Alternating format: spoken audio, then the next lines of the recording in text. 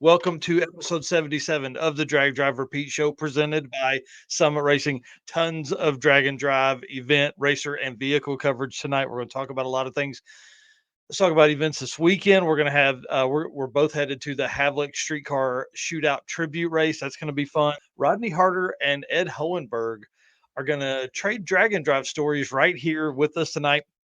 They're going to be our guests. They're probably an hour and 15 minutes is what we're planning for those guys. I'm really pumped about them. All right, dude, let's hit that intro video and do this thing. All right, let's do it.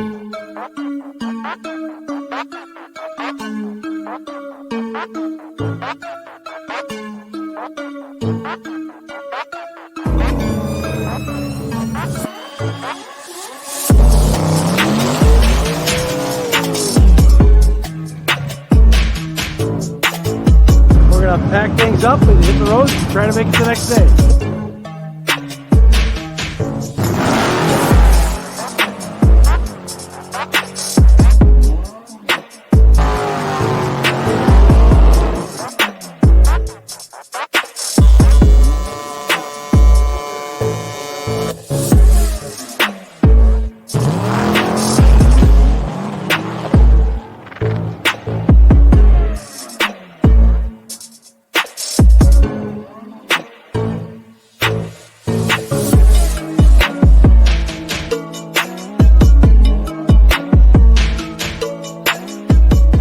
All right, dude.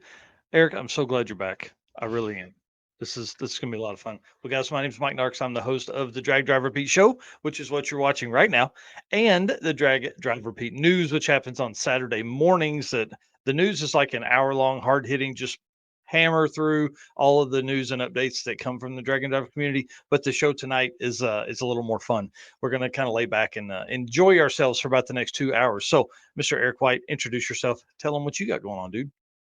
I am Eric White. I am the co-host for both the show and the news. I haven't been on here for 2 weeks as of today, which is crazy because we missed Saturday and then I was gone Wednesday and then Saturday again. But I alternate between being a photographer and a graphic designer. So this weekend I'm going to go back and be a photographer again at the Havlicks race. So I'm excited for that. But otherwise, a lot of graphic design stuff, a lot of artwork for Drag Drive Repeat, for other events. So that usually keeps me pretty busy.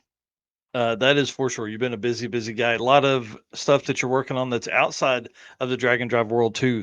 For me at least, I know there's some other events that you're working on as well. So, well, let's get to this thing, man.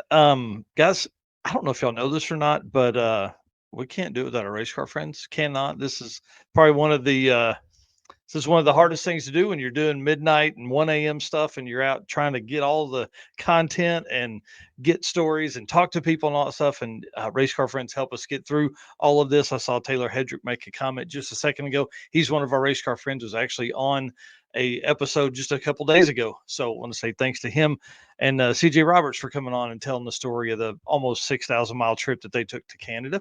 And then, guys, thank you to our sponsors, man. Can't do it without those. We talked to Summit earlier this week or last week, whatever week it was. And I think that was last week. And I'm excited about what is coming with our partnership with them. So appreciate Summit Racing, Molly Motorsports, Driven Racing Oil, Car Change 3D, WAF Racing, Performer Built Transmissions, Howard's Cams, Sweet Patina, Power Tube TV, and Racing Junk Classifieds. Man, you guys, they make all that stuff happen. What's Paul Snyder talking about in here? Some Fast and Furious quotes. Oh man, the best ones, the best ones. I'm telling you, I got to see Paul this last weekend, so we're going to talk a little bit about that as we get into a later part of the episode. Well, Summit Racing Speed Legacy began in 1968 as a one-man operation and is now the world's speed shop with 4 facilities and 200 plus catalog editions. They fuel your passion, they save you money, they deliver fast, and offer top-notch customer service for more than 1,500 brands. Make sure to download the Summit Racing mobile app for easy access to speed parts anywhere that you're at, and find them on Facebook, Instagram, TikTok, and YouTube for all your social media needs. You can also tune into the On All Cylinders podcast for more automotive discussions like what you're listening to now. From humble origins to the social media lane, Summit Racing stands by your need for speed. You can find everything you need car related and more apparel related on summitracing.com. Oh yeah. Oh yeah. Well, let's talk about what they put up this week because I thought this was a really good topic. I thought so. If you're not following them or you're watching this on the podcast or listening to this on the podcast, flip over to YouTube. Um, Summit Racing Equipment has a great social media team, and on Facebook they post if you could bring back any discontinued car model, which one would it be? My choice, obviously, is I think Pontiac would be a great performance brand. I think so. There was a lot of people in the more than 250 comments. Now it says 218 when I took this picture. It was 250 now. I think Pontiac would be a fun brand for GM to bring back because they could do like the Firebird, they could do like a Bonneville, V8 rear-wheel drive, kind of Cadillac-esque competitor, and then also some kind of little hot hatchback. I think that would be a lot of fun. They could really kind of broaden the horizons with that brand and have some fun stuff instead of it being all SUVs. What Yeah. about you, man? What do you think? I had a couple. So, kind of a newer model that got discontinued that would be cool still to have is obviously the Dodge Viper. We haven't Oh had yeah. Vipers for a few years now, but my other one is bring back the Nova. Oh, Make dude. make a new Nova. Jeremy in here, yes, I did think this as well. 240SX. That was Yep. another one that did cross my mind. But I think if I were to get to choose one that would get retrofitted, it would be like a 70 Nova. Yeah, I think that would be really cool. That's a great choice. I didn't even think about that because I went down the brand lineup right out of the gate and thought. So that's hey, dude, that's a great thing. See, I didn't put it in the notes. That's why I didn't see it. Hushmat 10% off, guys. I know as we move into the later part of the season here, it's hot outside. It's even hotter with your engine cooking the inside firewall, and so Hushmat helps with a ton of that. It keeps quiet, keeps the noise down, but also keeps a lot of that heat out. And it's 10% off on summitracing.com right now. Well, let's bring in these guys here. So the plan is these guys are longtime drag and drive racers. They've been around for a very long time. We're going to talk about all that. These guys sent us a bunch of pictures, so we're going to do it a little bit differently tonight. We're going to run through, basically let them tell stories about these pictures as we come up, and we'll have conversations. Eric, I will give you a warning. We got one bar on my service, so maybe in and out a little bit. I don't know what's going on. 7:45. My kids aren't home yet, so I don't know. Well, let's bring these guys in, gentlemen. How are y'all this evening? Wonderful. Long live ramp trucks, by the way. Yeah. Yes. Ramp trucks are where it's at, man. I'm telling you. Well, guys, introduce yourself. Tell us which one you are, as how you're sitting, and all that. I'm Ed Hohenberg. I have way too many cars, and I decided to drag and drive all of them at some point. How many jack stands do you have? Yeah. I own a lot of jack stands. I'm Rod Harder, Rodney Harder, whatever. We're both YouTube channel guys, but just love cars. Went from street scene to dirt track racing, full contact sport, to the drag strip, and then as you've said many times, Mike, do a drag drive, it'll change your life, and it did 3 years ago for me. It was fantastic. I can't stop. Yeah. Yeah, drag and drive is the best for sure. Well, guys, I'm going to ask everybody, do one thing for us. Hit the share button as we get in here with these guys. There's a lot of stories. You guys sent me a lot of pictures. I'm excited about this. But give us a shout out for your YouTube channels right now. Tell us where they can find you guys. So my YouTube channel is NHRA Stock, one word, and I'm still waiting to get a cease and desist letter from NHRA on that. So I've already got a handle. The Performance Laboratory, if that happens. For myself, it's Rodney's with a capital R, then an underscore, and capital R again. Rodney's Rods. It's a shelf company I have that every year we talk about activating. We haven't so far, but I got the rights to all the names, so that's me. That's awesome. Well, I dropped that down in the comments there so everybody can see that over in the chat. So when you're looking at this, make sure you guys can pause it and go over there and subscribe to those channels as well. Well, let's get into this, y'all. You guys are longtime drag and drive fans, longtime drag and drive racers. I know that Ed has done this longer because he sent some pictures from like 2017 and 18. So I want to go walk us back that, man. What made you get into drag and drive? What made you do your first one and all that kind of stuff? So I remember reading Hot Rod Magazine coverage of the first drag week. Yeah. And I think, I don't know, it was like January, December issue, whatever it was. And I remember thinking, this is the coolest thing ever. At that point, I was disillusioned with NHRA already. So I'd walked away from, I used to run NHRA stock and super stock. And so I'd been away from drag racing for competitive drag racing for a couple of years. And I just thought that idea was just brilliant. And I became addicted to it. And so every year I was following it, and I, would just seek out any information. I was all over social media following it, got to know like all the original OG players. And every year I dreamt of going myself. The problem was I was working at the college back then, and trying to get a week off in September was just not something that was possible. So when I ended up, and I was working part-time at the university already and full-time at the college, when the university offered me a full-time job in 2012, I started looking at the schedule and thinking, I might be able to move things around and actually squeak a week out in September. So I tried to enter in 2013, not realizing that, it sells out like in hours. So by the time I found out that registration had opened that day, it was all sold out. 2014, I did register, but I never got there because, that's a whole story in itself. 2015, registered the GTO as my Plan B car, and Plan B failed me, and I decided I was going to go anyway, so I took Plan C. Anyway, so there's been a lot of Plan C's, D's, E's, and I think I'm up to F now along the way. But 2015 was the first year that I finally actually got there. Wow, man, 2015, that's a long time. So you'll be, this is your 10th year of doing some kind of drag and drive stuff. That's pretty amazing, man. And then you guys are from Canada, but you said Winnipeg, right? I have no idea where that's at. So tell me in relation to where that's at. And if you take a map of Canada and you stick your finger right in the middle of it, that's basically where we are. Yeah. So 1,000 miles from everything.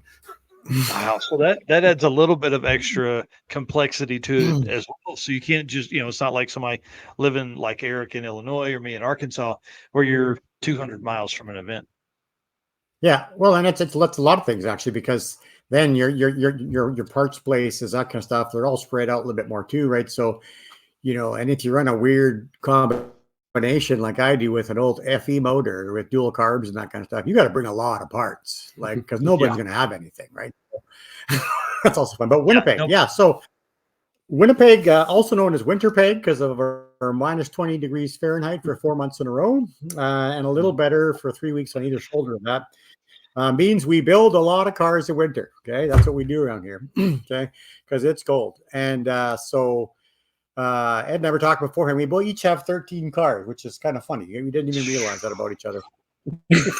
Wow, 13 cars, dude. That gives me anxiety. I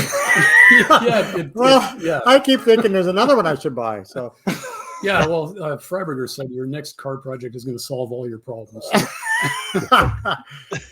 I just bought like 11 blowers. Okay, 11. Yeah, at an auction sale. I don't know what I was thinking. One anyway. for each car.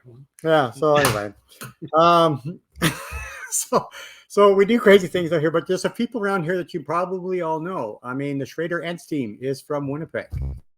Okay, that's awesome. With their blue Corvettes, Sheldon Root is from Winnipeg. Okay, he of Sick Week fame and Las Vegas Motor Speedway fame and all kinds of things, right? Kyle Omala. I mean, he won your, what do you call it? Roadside Warrior Award last year. Yep.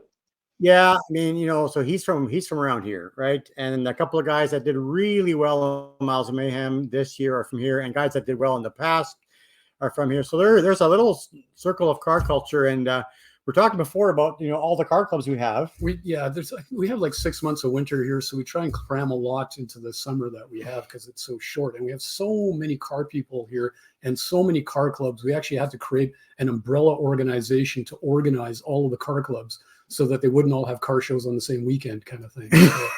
So, yeah. So yeah. Yeah, that's pretty So yeah, intense to have everything condensed that deep. And I'm going to go ahead and bring up some pictures that Rod sent me real quick about the winners because you guys were talking about it. I thought this was pretty funny. yeah. And for folks in the States, we don't understand this, but tell us what's happening here in these photos. Yeah, okay. So this has become infamous among the female population around here. I'm in a doghouse love, but anyway. So what happened one day? I mean, picture the scene. It's February, okay. So you've lived through, November's cold, December's even colder, but you get Christmas. January, it's brutally cold, and by February, you've got the cabin fever to build a car real bad. So, picture on the far left. My wife went off to work at an orphanage. In Mexico, to help them out for 2 weeks, and very noble of her, right? And so she left me and 3 boys unsupervised in the process. And said to me, renovate the family room. And I said, okay, I'll get started on that. So a couple of days later, I pulled out the rug, right? And then I thought, I've got a plywood floor that's in a heated room with a fireplace and a big patio door. And I've got a rare low mileage and low production V8 outside that needs to work, right? So and I have a toboggan, okay? And the wife's not home. Yeah, nobody's going to say anything, right? So we went and wrestled this V8 on the toboggan, dragged it up the snow hill we made to get onto the patio and the deck in the back, and then into the house, and then, brought in, like the engine stand and a crane and all that stuff, and we had a party. So and you see on the right hand side there's my son, the owner of that engine now, which is actually sitting in the car beside us here. Just got installed after he blew it up racing it. Good, that's my boy. And I called up my friends, and everybody came over, and it was great until I realized I've only got 2 days left, and the machine shop can't take the disassembled engine yet because they haven't got room, and my wife's coming home, right? So what am I going to do? So I went and bought a bunch of flowers, put them on top of the engine in the room, and she came home and says, "What is that?" Anyway, so that's what happened. Yeah. That's a great story. Yeah, that's awesome. That's a great story. Well, let's let this lead us into lead us into I would say your top 3 project cars, because some cars are obviously they're waiting on special parts or whatever. But what are both of y'all's? What are your top 3 project cars right now? I have these cars that are supposed to be done so that I can work on the next project, but they somehow seem to break themselves overnight. Yeah, I keep working on things that I'm not supposed to be working on, and the true project car never gets any attention or any love. So my 68 Epic is the project that I should be working on. British car, yeah. Canadian only brand, Envoy Epic, basically a Vauxhall Viva. And the GTO tends to break itself a lot, so I'll work on that thing a lot. And my old super stock Mustang is probably the other thing that would be my top 3. Yeah. For me, all my 3 boys have the same disease, so they all have a nice car. So we work on those regularly. So behind me is my 65 Mercury Comet Caliente with a 427 4-barrel, dual 4-barrel car. If anybody's watched Ford versus Ferrari, that Ford block is what's in here, and we're trying to make that old dinosaur fantastic. Yeah, so the E stands for Edsel. Yeah, it does. But anyway, so yeah, not new technology, but there's more parts available now than ever has been. So it's kind of fun. Then I've got other boys' cars, 67 Cyclone GT, pretty rare actually. That I've got one side with a 68 Mercury Cougar, really nice car, and another side with a 68 Ford Torino GT Fastback. You got to limit yourself to 3. 3. Okay, so that's it. Other than that, I got a Henry J that needs to be into a gasser and whatever else. Yeah. I'm sensing a theme here. Lots of Ford stuff. Yeah, right? yeah. I mean, I've owned all kinds of stuff, but I kind of landed there. Yeah. Yeah, Yep. I think I got more Fords than anything else too. Huh. A lot That's of Fox funny. Well, Bisons. it's gonna be a race to 14, I think, for you guys. We'll see. Keep us updated on who ends up with the 14th car first. All right. Well, let's run into some of these pictures. So this is a little different style for us. We typically will have like this big long script that we send out, but we didn't this time because you guys are part of the show. You watch and comment all the time. So I figured we Yeah. would have some fun with this and tell us, like, we're gonna the first set of pictures I have are Rod. So it'll be some of the stuff he sent. I'm sure Ed has some stories within this, but and then we'll get into Ed's pictures at the end. So what happened? Yeah, sure. Okay. So this is embarrassing, but why not? Tell everybody about it, right? So day one, Miles of Mayhem, right? We're going down the road and you're going to see an ugly little, but innovative and interesting transmission oil cooler. It's overheating. It's not doing the job we wanted because I used to have one that was way too big. Okay. And where cooling issues are always an issue. So we decided to downsize and at last minute built something out of, well, you'll see shortly. So anyway, it's overheating. It's not working. And my expensive transmission, I wanted to, let it cool down. So I decided to exit stage right. And just because I have dual carbs poking through the hood, I did not see a little section of curb in between the two driveways. I thought it was just one big driveway. So I thought, well, that's very convenient.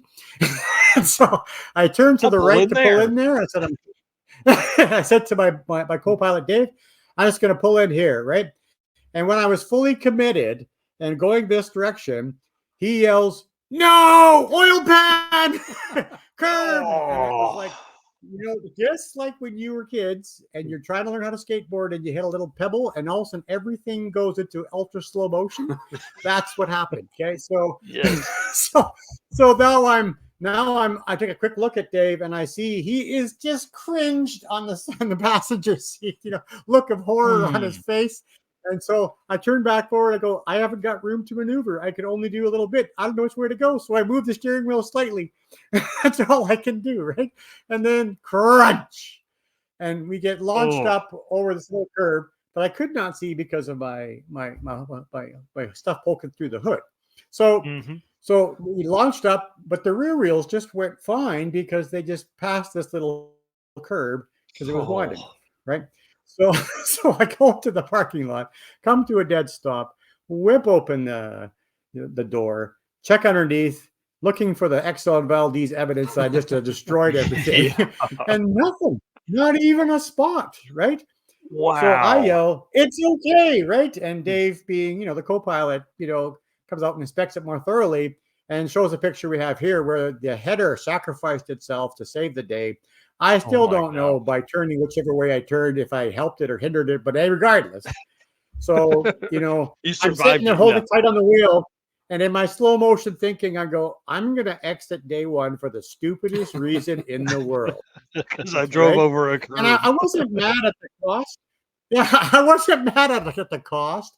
I wasn't mad at, anything else, but the lack of adventure was what I was most upset about that I might have. Yeah.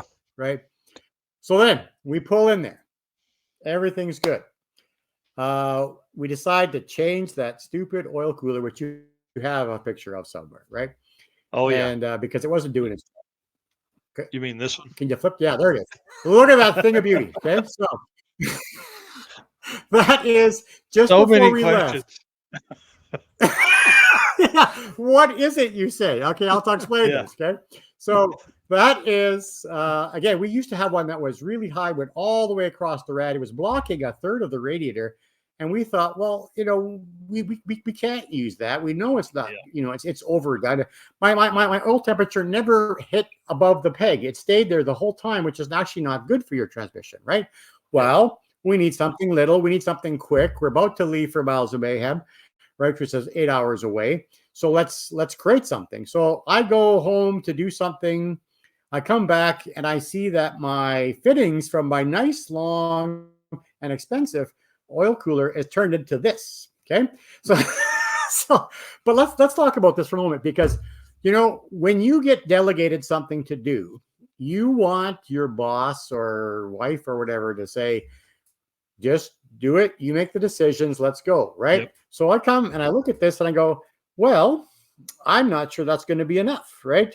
It doesn't look good, but it's behind the grill. You know, it's made out of eaves troughing, you know, metal from a eaves trough, right? And it's copper piping that was taken out because my co-pilot Dave had too much hard water and had this old pipe laying around, and it worked. It flowed. There was no leaks, right? So we tried it, but it wasn't up to the task, right? Which maybe was predictable. But if I delegate Dave to keep the car running, if I delegate that, I shouldn't be second guessing everything. That's good delegation, right? That's how I ended up with that. So, by the way, he's willing to sell those things if anyone else wants one. So, yeah, you can own this piece of history right here. That's awesome. Well, so then what we do? Oh man, yeah. Tell us. Okay, then what we do is just before we left, I wasn't so sure this would last, right? So I go looking through my son with a '68 Torino GT, which his motor's out because he blew it up last year at Miles of Mayhem and doing some doing some other stuff too with it. So anyway, he hadn't put in his oil cooler yet for the transmission. So I snagged that real quick and stole it. Right. So no problem. We're going to take this out. We're going to put this in. So we decide we'll phone our road buddy, you know, who's going to meet somewhere else and go travel together to the first leg. And by the way, for you guys that are new, always try and find a road buddy. It's so good to have somebody who's mobile if you're not, right? And so we had this radiator, this little oil cooler. We said, let's move it. Let's do it real quick. We'll do it so that by the time they get back to us, we're done and we can just go, right? Because now instead of getting to the hotel at 10, maybe we'll get there at 10:30, right? So the goal was to be quick. So we NASCAR pit stopped this thing to death, right? And we got this thing out. The fittings were the same. We put them on there real quick. It was a little bit cockeyed and a little bit higher, but we turned everything on, right?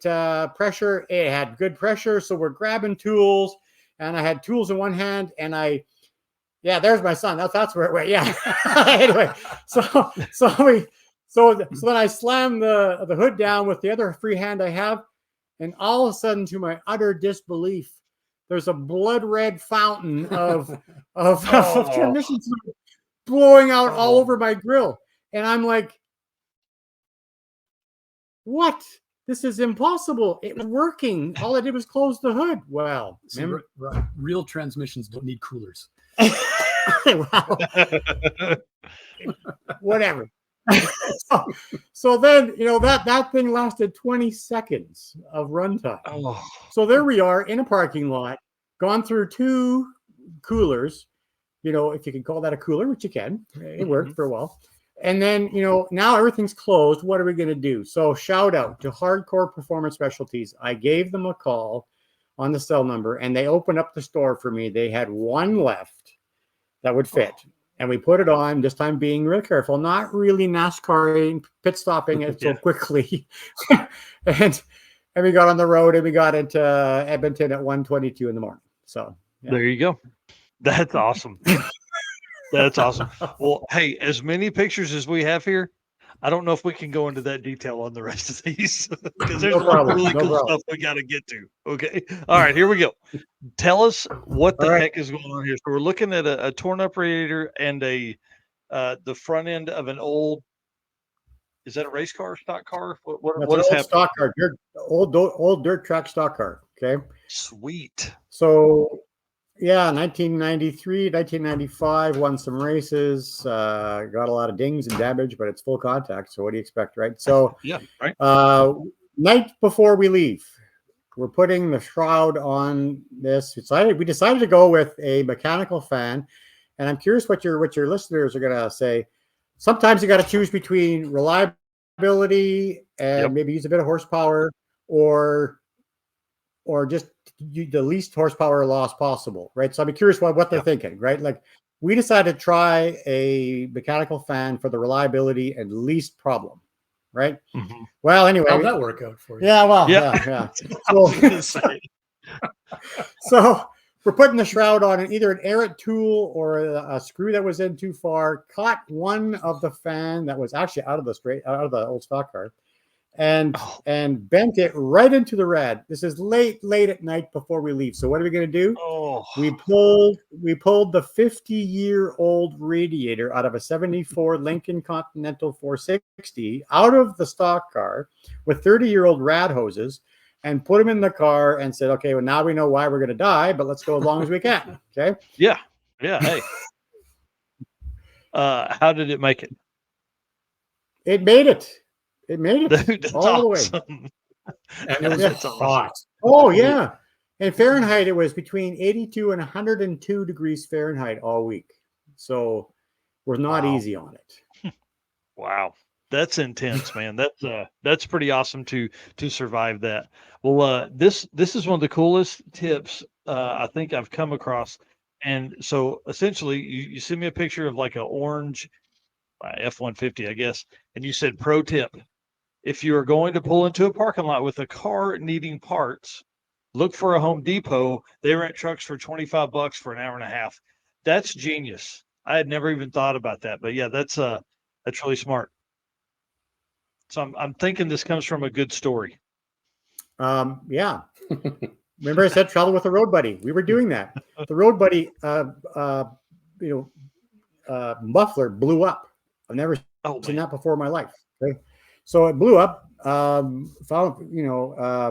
needed to pull up aside, and plus there's all kinds of issues with the fuel system. My car was overheating. Okay, so we pulled up to the parking lot. My car's overheating. We need parts. It's going to close soon, as far as the speed shop goes, because they're moving that weekend. And so we're looking around, and my co-pilot Dave says, "Hey, Home Depot rents trucks, right? We're in that parking lot." So we went and rented one quickly. Went and got parts, got some ice cream, came back, and 9 minutes to spare. But the fun part is that we decided to turn off the air conditioning because it would spoil us. Okay. Yeah. Don't get middle of the week and turn the air conditioning on in the rental truck. You can't get used to that stuff. Yeah, not a good idea. Well, what's going on here? Is this is this the Comet? No. What is this? Yeah, that's the Comet. Yeah, that's the Comet running. I spent money on getting the same wheels for the trailer just for fun. Could have spent it on a better cooling system, I suppose, or something else. But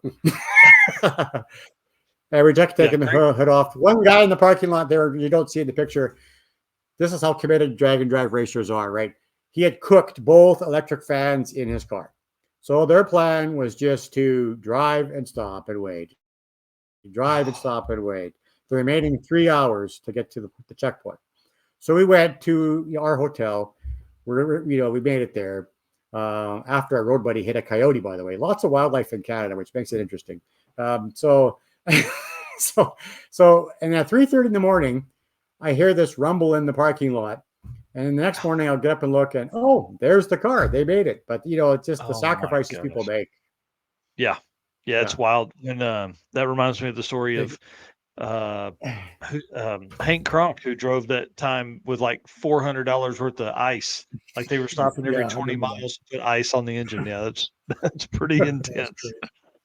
So the guys in the notes you sent, sorry, go ahead. So the guys in the ranchero that he was talking about that hit the coyote, then fixed it, found another fender or whatever, brought the old fender for everybody to sign, and then they ended up blowing up the engine like a few days later, so they never finished. But Miles of Mayhem had a contest through Drumheller. There's big dinosaur statues or whatever. Like so, the most popular picture with the dinosaurs, was worth I think $200 or something. So the ranchero guys took a picture. They had a picture of like deer at the side of the road with the car smashed up, and they photoshopped a dinosaur like a T-Rex. So it's like they smoked a T-Rex on the side of the road, and that's what caused the damage. It was priceless. That's pretty awesome. Well, in the notes here, you said you're taking the hood off of the car because your fuel was boiling.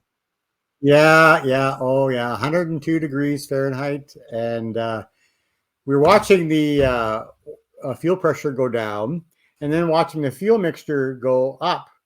And we're going, oh, okay, something's wrong, right? And of course, when you do this drag and drive, you're looking at things, you're feeling things, you're trying to analyze stuff without looking at anything. You're driving, going, Yeah, you don't want gauges, man. Yeah. It just cause Yeah. stress. yeah. And I have 2 gauges, one per bag for the air fuel mixture, so it's double the problem. So then, and I'm saying something, I had to turn it off. So the first gas station we could find, we turned into this, it had cheap fuel, but whatever, we had to do something, right? And we pulled in there, and an hour later, we'd cooled it down. Bell's may have these little spritzer things with the fan on them, and we used that to spritz the, of all things, the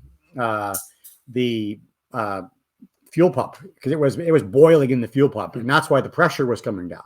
Oh, wow. So do you have is it an electrical or a mechanical pump on that? Yeah, electrical. Yeah. Sweet. Wow.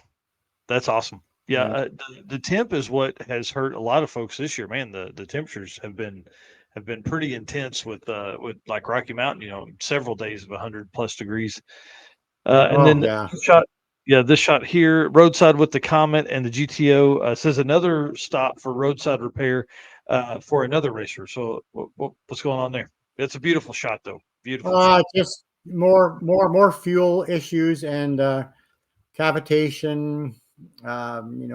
Just possibly fuel boiling again. But I just took the time to just take it in and try and enjoy the moments too, right?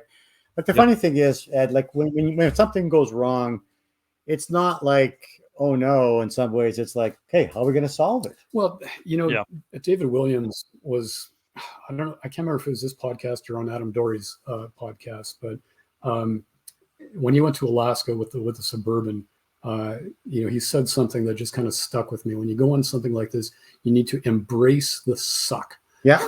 Yeah. And it was like, when you're doing something like this and stuff goes wrong, you need to find a way to enjoy it.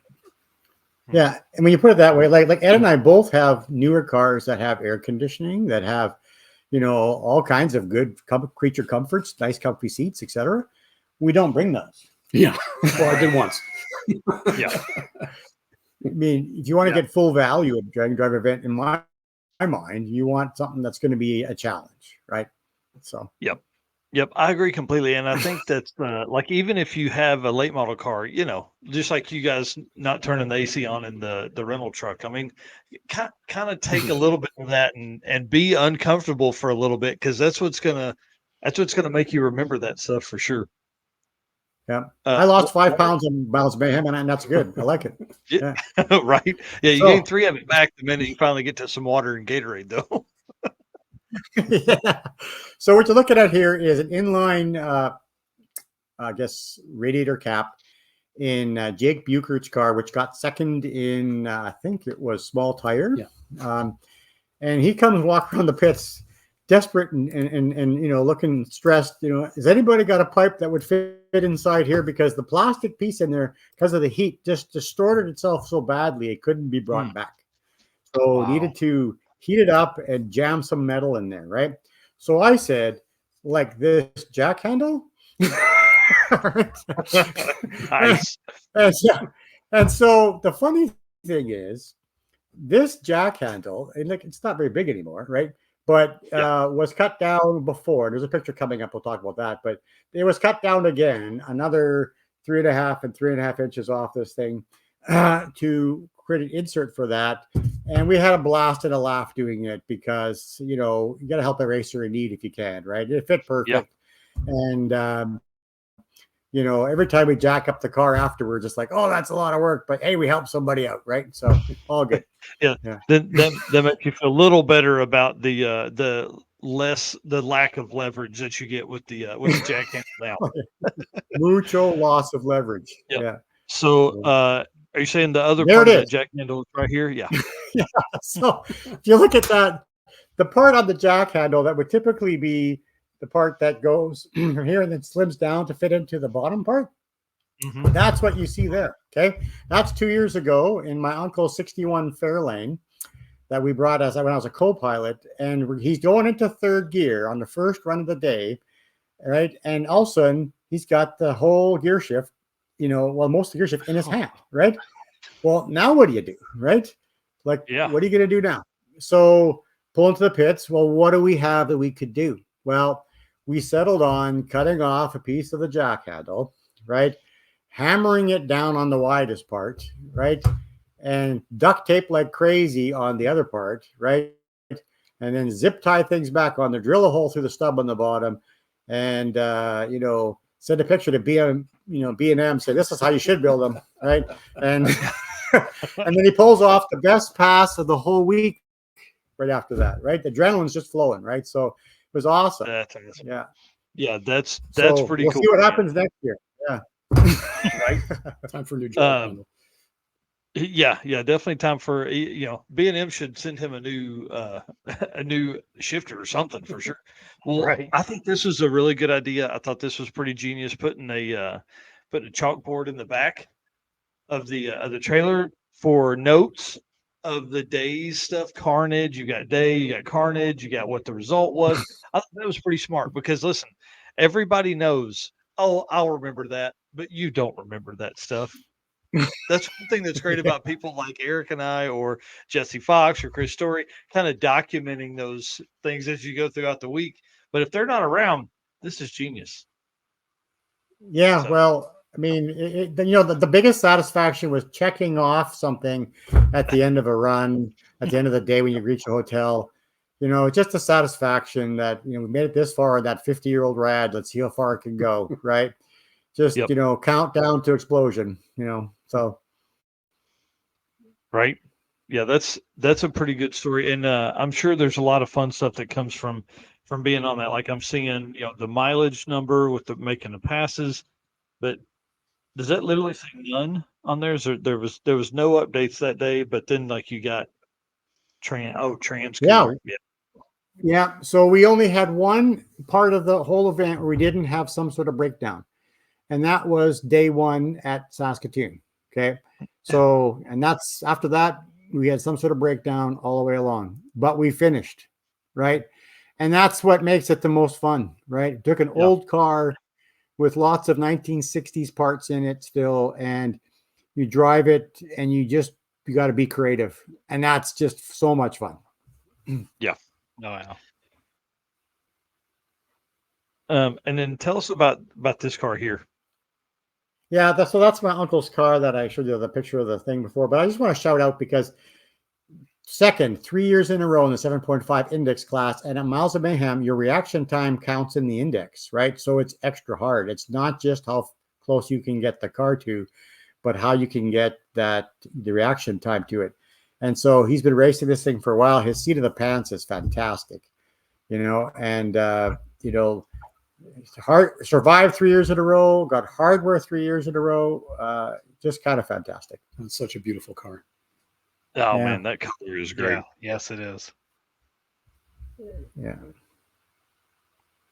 Sorry, I'm just making more notes here. I apologize. So we talked about the shifter. We talked about that. Looks like we moved into some of Ed's pictures, but Yeah. I had one last note real quick. Oh, no, that was the picture from the shop, or from your living room, not your shop. My notes were talking about this story here. Yeah. All right, well, let's move into some stuff from Ed here. Again, these are the pictures. There were pictures from Rod, and now Ed, tell us some stories. I didn't make any notes on these, so you'll have to kind of lead us through what these are and what's going on. Yeah, so I've had this car for a long time. I ordered it with the assumption that I was going to graduate university, and I did. And my interest was taking that car and running an NHRA stock eliminator. So I factory ordered the thing to go racing. So it is a radio delete car. It has 0 options in it other than performance options. It's got vinyl seats, which at the time I didn't even think of, that would be a special option, but turns out it's like the rarest option ever in a Fox Body Mustang is vinyl seats. Wow. And so that thing's been a race car since new. I used to drive it to the races until I started breaking things regularly, and then got a trailer and started towing it. And so I ran it in stock and super stock. I set the national record with the thing back in '97, I think. How cool. Was national class champion at I think it was also '97 U.S. Nationals. I won class there. So I think I sent you a picture. There's a bunch of Wallies that go with that car between stock and super stock. And then this shot here. yeah. So Yeah, there's that's 2 cool. national records and 5 Wallies that came from that car. So cool. I will die with that. I will die with that car. Like that car is never going to be for sale in my life. But anyway, it was sitting there on jack stands, because again, I own a lot of jack stands. And I did drag week with my silver 04 Mustang. I did drag week with the GTO. I did drag week with my Cobra. And it was like, okay, what's next? So I thought, Right. let's, so my 04 Mustang, that was in 2015. And that was plan C that year, because the GTO was plan B, because the Epic there was no way I was going to get that ready. And the Black Mustang was like, well, hey, what if we just, put a more reasonable engine in the thing, because it's got a bulletproof drivetrain in it. It's got like a big Pinion Pro Gear 35 spline 9-inch in it that I thought there's no way on earth I'm going to break that. And it's, got a race Doug Nash trans in the thing that I'm not going to break. So I had the spare engine that had been sitting there for years that I was going to build into a dedicated super stock engine. And then I came to my senses, because stock eliminator was one thing, but to run competitively in super stock, you really got to love work and hate money. And so I came to my senses and decided to just back away from it. But that engine was sitting there. So I thought, okay, well, I'll take that engine, I'll throw a cam in it, put some GT4E heads in it, throw it in the car, and I'll have a street engine. And it didn't quite work out that simple. But anyway, I built a street engine that was a lot less high strung than the race engine, and made within like 3 horsepower of the race engine. And it was still very much along the same theme. Like, so stock intake, had GT40 heads on it, but 100% stock short block. I just did a dingle ball hone, put new rings and bearings in it. And went to drag week with the thing. And that was the only year that I haven't finished drag week, because we ate the rear end on the 3rd day. And it was just like, this is the thing that I brought. I brought 0 spare parts for the rear end, because I thought it's got indestructible stuff in there. There's no way on earth I'm going to have a problem with the rear end. And that was the thing that failed. So I feel compelled. That was the Black 87, the stock super stock car, which I now refer to as my stupor stock car, because it's not quite legal for stock and not quite legal for super stock anymore either. But so I feel compelled to fix it and bring it back to drag week again, and just redeem myself for not finishing. But, how cool! Yeah, so that's the story behind that car. So are you bringing that to drag week this year? I'm on the waiting list. I'll see. I've had a very expensive summer, so I don't know if I'm going to be able to afford to go, but we'll see. So what year did you say it was? How long have you owned this thing? 87 Mustang. Wow. Bought it brand new, awesome. right? Ordered it brand new. Yeah. Wow. Congratulations. That's awesome. Yeah. How many miles are on it currently? Well, so it shows about 24,000 kilometers on it, but a lot of that was with 456 gears in it, and you can't get a speedometer gear for 456 gears. So it's probably only got about 20,000 kilometers on it. Probably actually less than that, probably about 18,000 kilometers on it. It's mostly been a race car. So like 13,000 miles. Yeah, something like that. Yeah. So could you imagine? Complete opposite fashion of typical low mileage stuff. This thing's been beat on. Yeah, so I didn't send you a picture of this, but there's more to this story too. So when I ordered that car, my best friend at the time also ordered another 87 Mustang 5-liter. His was a hatchback with a few options on it. And we ordered them through the same dealer, through the same salesman, and they ended up being made with consecutive serial numbers. And so he had to sell that car to pay for his first divorce. And I couldn't let him sell it to just anybody, so I bought it. So I have that car as well. No way. It's one serial number higher than this car, and that car is literally a museum piece. Like, I am not making this up. It still has the original washer fluid in the tank.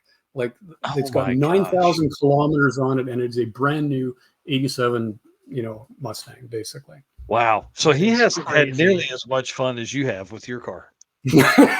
No. On a couple of fronts. Yes. Wow, that's pretty neat, man. Well, that's a really cool story. So, What wow, yeah. Go ahead. what Eric. year did you buy that one from him? Oh, that would have been, I want to say around 2000, 2001, somewhere around there. Wow. Okay, so you've That's had that for a while as well. Yeah. Yeah. That's super How cool. neat. Well, what are you doing here on the ground? Why are you on the ground into the car? So, yeah, that Happening. was 2017. I finally got the GTO to drag week. And second day was a Gateway. And we'd been there before because we were at Gateway in 2015. And so I like this, the GTO engine's got like 12.5 to 1 compression. So I'm trying to buy race fuel like every day. And the race fuel's like right at the front of the pits. So I drive in there early in the morning and I try and get a spot close to the race fuel. So I'm not hauling jugs with my, noodle arms. And so I pull in there, I yard sail the whole thing out of the car and got the slicks halfway on it. And Keith Turk comes by and he's there, this thing runs 850. And I'm like, or this thing runs in the 8s. And I'm like, no, who started that rumor? He said, well, you're an impound. It's like, oh.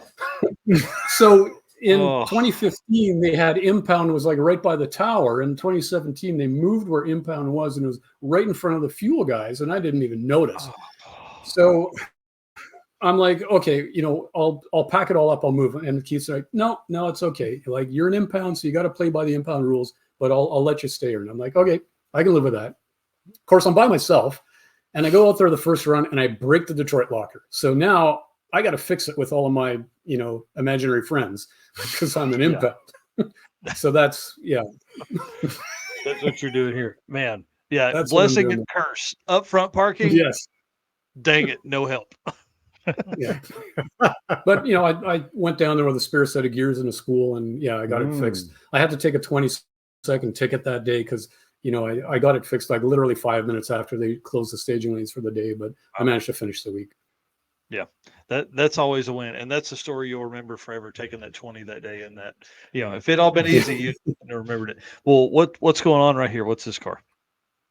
So this was the Plan C car in 2015. So I mean, this car is like pretty much stock. Other than I do my own calibration work, so it's got a custom tune in there, and I took the drag radials off the Cobra and stuck them on this thing, and then drove down there just so I could make the meet. But there's nothing special with this car. It's an 35th anniversary edition, but other than that, it's all stock and it's slow. But I made it to drag week finally after 3 years of trying. I decided I was going to take a Plan C car and just go anyway. Is that an auto or a manual? Oh, auto. Everything I own's got a manual. That's awesome. And then this is a Cobra 2018 on drag week.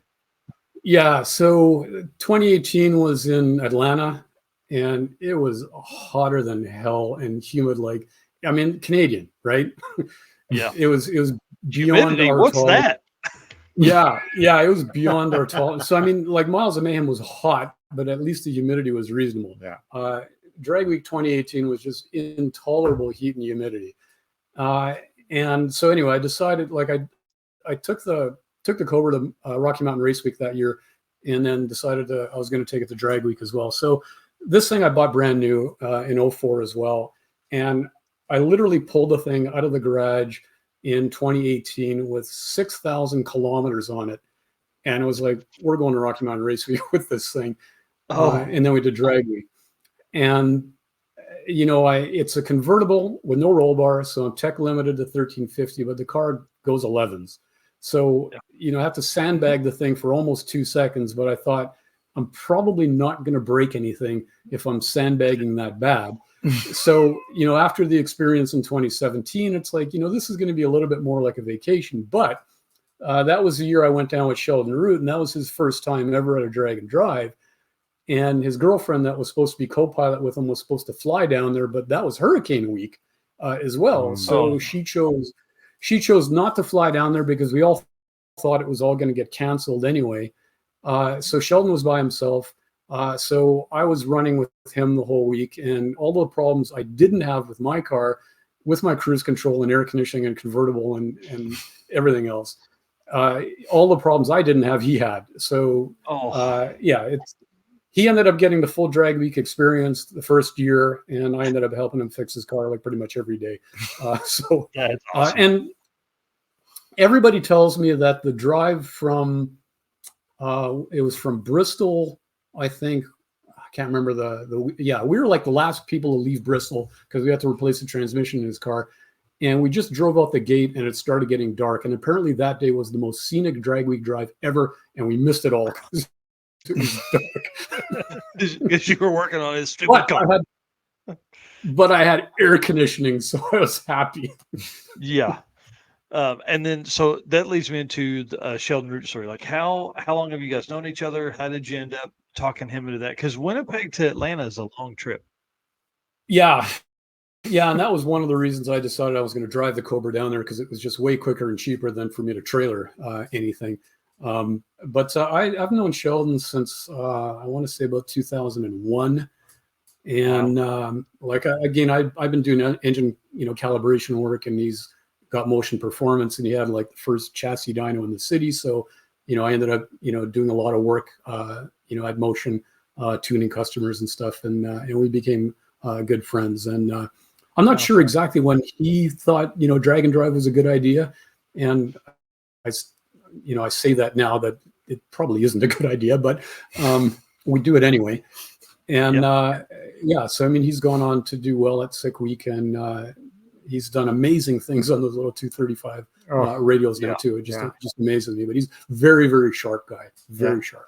Yeah. His car's one of my favorite drag and drive cars out there. I mean, it's just it just works. So when we went in 2018, he won fastest Pontiac, and we were looking at each other and we thought we were going to get lynched because Acadian is technically not a Pontiac.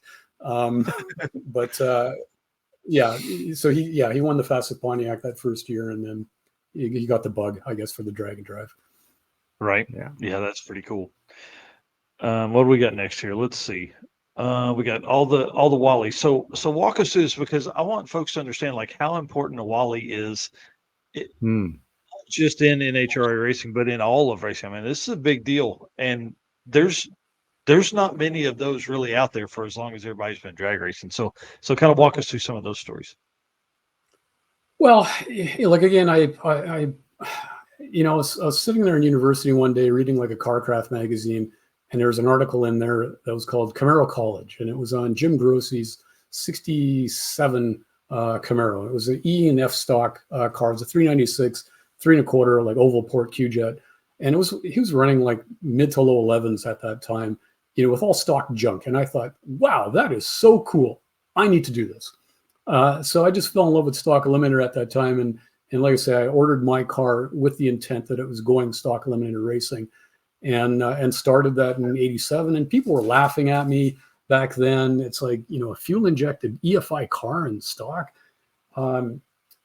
So some people think I was the first guy to run an EFI car in NHRA stock and super stock. I've never made that claim, because I know right around the same time, Al Provost had sponsorship from Olds. They gave him like a brand new car that was EFI. So anyway, if I wasn't the first guy, I was one of the first guys. And again, a lot of, I struggled to make that car go fast for years. And like I said, people thought I was beating a dead horse and were laughing at me. But it took, a good 8-9 years before I finally got that car to be fast. And it ended up, like I say, winning class at a number of events, and setting national records. And then I decided that I was going to run super stock, because NHRA, like a lot of other people, started running EFI cars in stock, and the carbureted guys started thinking that we had some kind of magic up arrow on our laptops that would just make instant horsepower. So they started wanting to NHRA. So NHRA put all the EFI cars in their own class, which to me was like the redheaded stepchild class. And that really offended me, because I spent years trying to make a car that nobody thought would ever be competitive. And when I finally did, I get punished for it. So when NHRA created all the EFI stock classes, that's when I decided I was going to run super stock, because then I could just run in the regular super stock class with the carbureted guys and just be like just another regular guy in super stock. But yeah, anyway, so that yeah, and then I realized that I kind of achieved what I set out to do, and at this point I was just shoveling money, so I stepped away from it for a couple of years, and then discovered the whole drag week thing. So were you I mean, obviously you were tuning on it then, but like what was the tuning atmosphere of the world like in 1987 and 8? I mean, like, Yeah, was there stuff, how do you manipulate that? Yeah, there was not a lot of options for the first few years. So I mean, you were literally like hacking into sensors and putting in variable resistors and things like that to try and fool the stock EFI into doing what you wanted it to do versus what it wanted to do. And then the first thing I had on that car was called a crane interceptor, and it was like a really crude and interceptor was the right word because it fit in between the stock harness and the ECU, so it would intercept the signals going in and out of the ECU and then modify them. And then I got hooked up with a guy called Mike Wesley, who eventually bought out Diablo Sport, and he had developed his own chip tuning system, and then that's how I ended up becoming a calibrator. I started doing my own tuning, and then other people asked me to tune their stuff, and then I started doing that. So would you say the guys today that have like HP tuners and all the Holly stuff, you think they have it good? Well, I mean, when I started my business, doing calibration work, that was like in 2000 or 2001. And I mean, I got I'm an engineer. I got my master's degree in engineering. So having that automotive engineering background, made it easy for me to do this stuff because nobody else, it was like a black box to them. Nobody else understood how the system worked. So I had that advantage for a number of years. And then, the aftermarket systems came out, and now with like YouTube and the internet, like you can buy an aftermarket system, for cheaper than what you'd pay me to tune your OEM system. And there's so much information on YouTube and everything else that the aftermarket systems are a lot more user-friendly, a lot more straightforward. The OEM systems are complex, crazy complex, because for them it's about meeting emissions and not necessarily performance. So yeah, I mean, I don't have a lot of business anymore because it's just so easy to put in an aftermarket system and go to the internet and learn how to do this stuff yourself. Yeah, I would think that one thing that I think has helped push the automotive aftermarket forward and cars going so fast is just the ease of that. Like the ability to have the opportunity to talk to other people that have built a combo similar to yours. Matt Happel's Sloppy Mechanics, big shout out to him for putting a lot of tunes out on the Sloppy Wiki and stuff, and giving people a base to start with. That helps a lot. And people aren't having to figure it out by themselves as much anymore, which I think helps. And then all these, performance aftermarket manufacturing stuff are now able to afford to hire engineers from the get-go to design and develop all this stuff instead of like what I would think, early days for you guys tuning stuff. You're literally figuring it out as you go along. Like, hey, what does this do? Hey, what does this do? Yeah. And then so that's helped a ton. Exactly. Right. Yeah. I mean, I started doing this when I was a young guy. When you're a young guy, you're just, you don't know what you don't know, and you're not afraid of anything. Right. So when I bought an EFI car to go stock eliminator, everybody thought I was crazy, but I was a young, fearless idiot. So now I'm an old guy. Right. But, again, the young guys, they'll think nothing of buying like an EFI system and figuring out on their own. They're fearless. Yep. Well, let's talk about cool cars. I love this car. I love the GTO. Tell us the story behind it, what the power plan is, and what all you've done in this car. So, I took my stock eliminator knowledge and put it into this car, but now I wasn't constrained by a very strict set of rules. So my goal with the car was to make the thing look as stock as possible, but to try and squeak out an 1199 ticket under ideal conditions. Well, I completely overshot that because the car's gone 1120s. So now I'm, trying to see if I can squeak out a 1099 ticket. Yeah. But 1120 be the worst thing to happen to you because now you're like, ooh. Well, so I had to sandbag all week at Miles of Mayhem because no roll bar, right? So it's frustrating. Making a car go slow is a lot harder than people think. But anyway, so that, when I wanted to go to drag week, my epic build was supposed to be the drag week car. And again, it wasn't going to, when I finally got registered, there was no way I was going to get ready by September. So I started looking through the collection. And it's like, okay, well, what else might I be able to take? And it's like, I'm looking at the GTO and it's like, okay, you probably take that thing. Now the transmission that's in there probably won't last and the rear end certainly won't.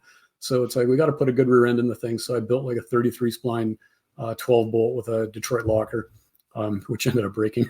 I originally built a super case Muncie. I found some old Doug Nash nickel alloy gears for it, and then broke that. And then I fell into a G-Force G101 for a price that I couldn't refuse. So I stuck that in the car. Of course, it's got like an adjustable slipper clutch in it too. And the engine that I had in there originally was it was a bored out 455 with a Ram Air 4 cam, stock heads, intake, tri-power, of course. And that motor had this ticking noise that drove me crazy, and I could never figure it out. I went through the valve train, I changed the lifters, I checked everything, and it's just drove me nuts. So I finally got so frustrated, I just built a whole new motor from scratch. So what's in there now is a 30 over 455 with a 4 1/4 stroker crank. It's got 12.5 to 1 compression. It's got Edelbrock D-port heads that I modified to make them look like stock heads. So I copied the pattern off the front of the stock heads and milled out the Edelbrock ones and roughed it up to make it look like casting, and faked a core plug on the front of the heads too, and ground off all the Edelbrock logos, and then used high heat JB Weld to fake the Pontiac casting numbers on the head. So I've fooled some pretty hardcore Pontiac guys with those heads. It's got a Repro aluminum intake on it. It's got a full roller valve train in it. I've got a 500, like a 1 3/8 bore center carb on there. So altogether, it's about 950 CFM between the 3 carbs. I've tuned the thing with my wideband, so it's like anyway, it's gone faster than I thought the thing was ever going to go. Now that specific picture shows a big dent in the quarter panel, and when I took it to drag week, I never had a chance to sort out the chassis or the clutch, and I was struggling the first several days. It just kept dead hooking and bogging, and I kept dialing more clutch out of it, and I kept adjusting the chassis. And it wasn't until I finally got to Great Lakes Dragway that the thing finally launched proper. And so this is a funny story too.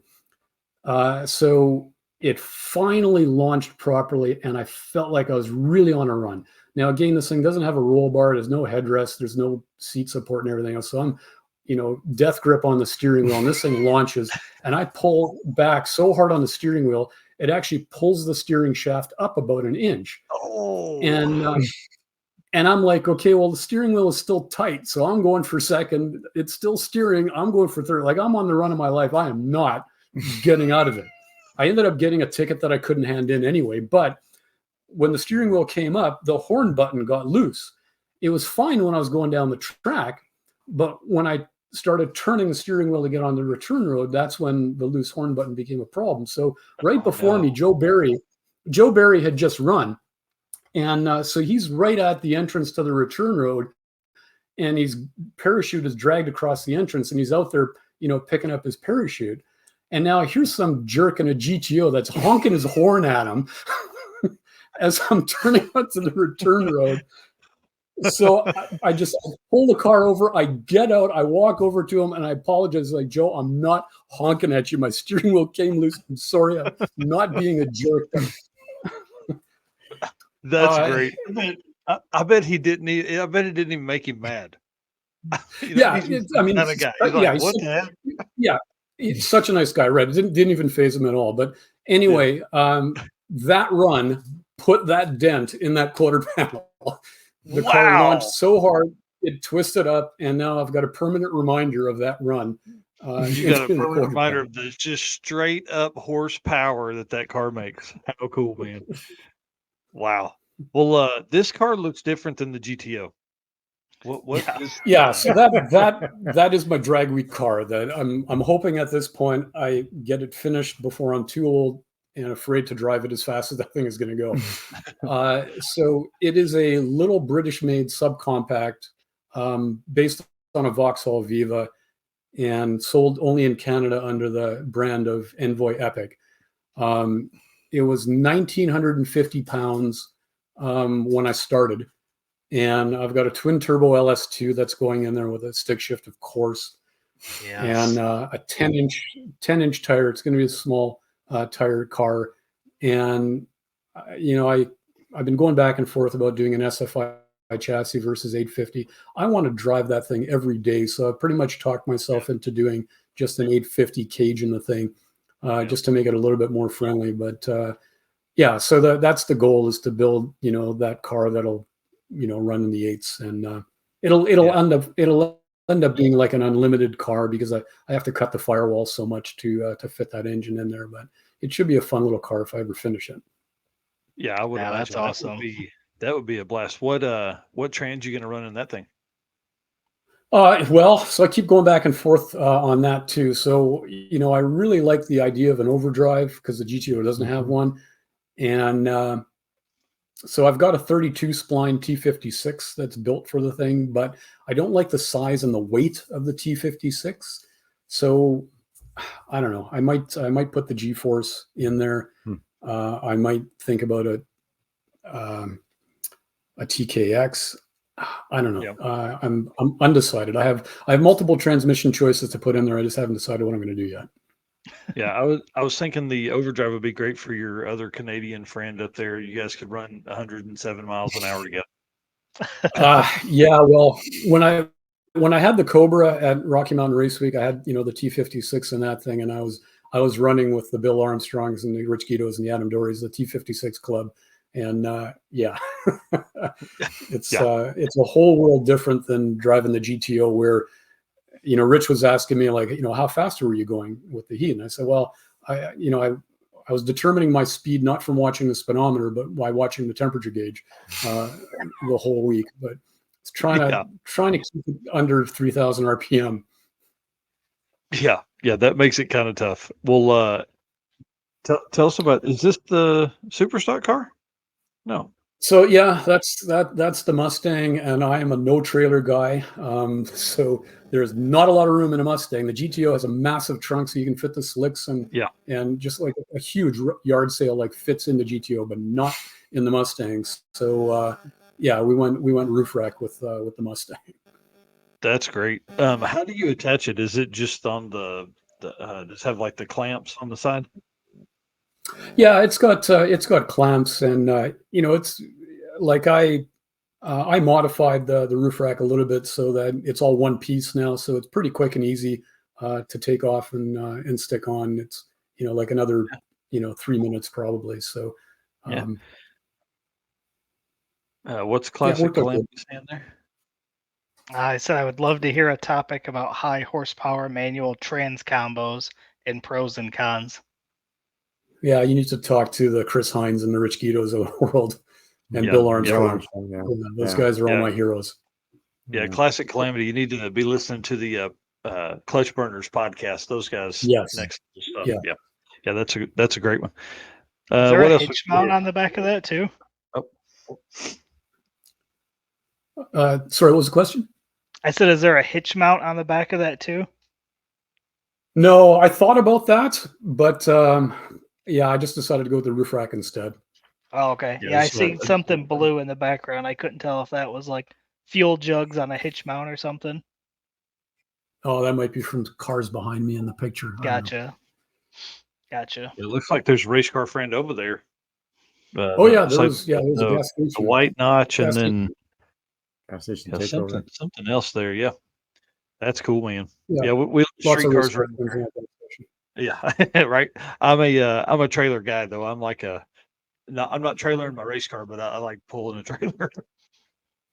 I totally get the advantages of the trailer, but I don't know. To me, it's like it's more in line with the 2-lane blacktop theme to just put it all in the car. Yep.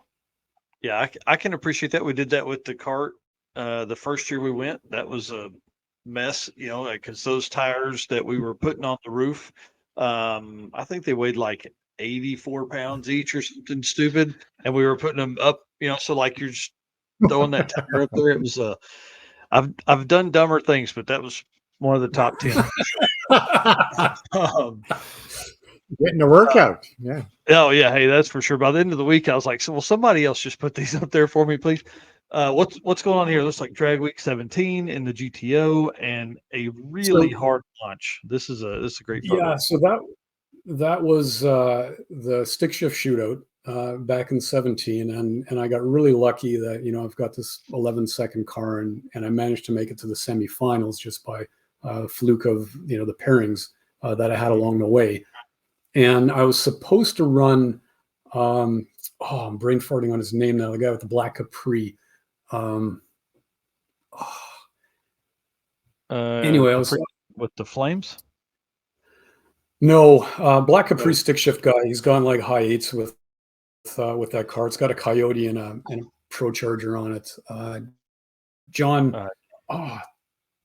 Man, this sucks when you get old. Puckett, John Puckett. Yeah. And anyway, so Rich Guido was on the other side of the ladder, and I can't remember who he was supposed to run.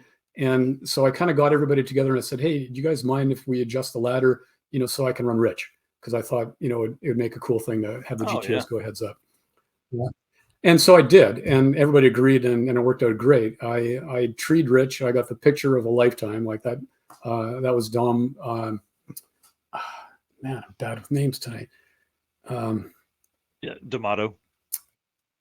Thank you. Yeah, snap that picture for me. I treed Rich pretty good, and then the pilot bearing exploded when I went for third gear or fourth gear, and I mean I wasn't going to win anyway because Rich was going to freight train me at the other end anyway. Yeah. But Rich ended up winning overall the stick shift shootout that year. I was happy to make it to the semifinals. It was pretty cool experience. Well, we've got about 4 minutes here. Let's run through these last two photos real quick. Tell us what's going on with these things.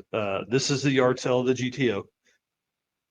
That all fits in the GTO. Yeah, that's all I need to say about that. Yeah. That's I want everybody to understand that all goes in that car. That's that's intense. That's a lot of stuff people don't understand. And then what's going on here? Is this the transmission swap in Sheldon's car? Yeah, this was at Bristol swapping the transmission with Sheldon Root. So yeah, again, we got it fixed. He finished the week, won fastest Pontiac, but we were the last guys to leave that track. Yeah, that's pretty tough. Jay and Brian with the Nova have swapped transmissions in that parking lot as well. That's a hard track on stuff, but absolutely the most beautiful place I've been. I think it's top 3 beautiful tracks across the country that I've visited. Yeah, the only thing I didn't like about it was the uphill starting line, and with the Cobra, I didn't have a line lock in it. So if I wasn't paying attention, I would roll back out of the beams. Nice. Yeah, that could be a problem. Well, y'all, I want to say thank you so much for taking the time tonight and telling stories. The hardest part about what Eric and I do is stopping now because I feel like we're getting rolling on some fun stories. I want to thank you both for sending the photos. That made tonight great. One more time, can you tell everybody where they can find your stuff, find your channels on YouTube? So yeah, my YouTube channel is NHRA Stock, one word, and I'm on Instagram just at Hohenberg. Rodney's Rods, capital R, no apostrophe, underscore in between. Yeah, awesome on YouTube. That's so cool. On YouTube, and thank you guys for the great show you put out. I love it. Thanks for what you guys do. Yeah, thanks for having us on. It's been a lot of fun. Yeah, we appreciate that for sure. Well, tell us lastly, what event is next up for you guys? Drag and Drive event and just regular whatever you got going on. Maybe Drag Week. I really want to go back to Rocky Mountain Race Week again next year for the big anniversary event. Got to find a way to do that. Yeah, I was going to try and make Dragway Rush in Ontario first event, this August, but I don't know. There's a little bit of problems with the car. I got to try and figure out how I can fix it in time. So we'll see. Yep. Well, good luck on that. Well, guys, stay with us. I'm going to put you backstage, but stay with us. I want to talk just for a few minutes after the episode's done. Thanks again. Stay here. Yep. Thanks. All right, dude. How fun. How Dude, fun. there's a What? lot of good stories there. Oh, I'm telling you, that is the hardest part about what we do is keeping this at 2 hours. We've kind of fudged. Typically, we try to keep our secondary guests as an hour, but I knew those guys had some fun stories and all the fun things they could go on. So we didn't have a first guest, and we came in a little early. So this will be a good time. And again, folks, you can watch this on PowerTube. We'll cut down, do some exclusive stuff over there. So if you want to run us out with race car friends and stuff, we'll get back to talking to them. All right. So we've had a great show tonight. A lot of people in here watching, a lot of comments. So thanks to you guys for keeping us going, for watching and letting us do what we enjoy to do here. And of course, thanks to our sponsors: Summit Racing, Molly Motorsports, Driven Racing Oil, Car Chains 3D, WAF Racing, Performabuilt Transmission, Howard's Cam, Sweet Patina, Racing Junk, and Power Tube TV. Thanks, guys, and we will see you on the next episode. Yep, we'll see you live sometime this weekend from the Havlic's Fastest Streetcar Shootout. All right, guys, bye. See ya. Sweet. Like this show? Want more? Then head to WatchPTTV.com, the new 100% free PowerTube TV streaming network. Home of the best classic and new motorsports racing and build shows on the web.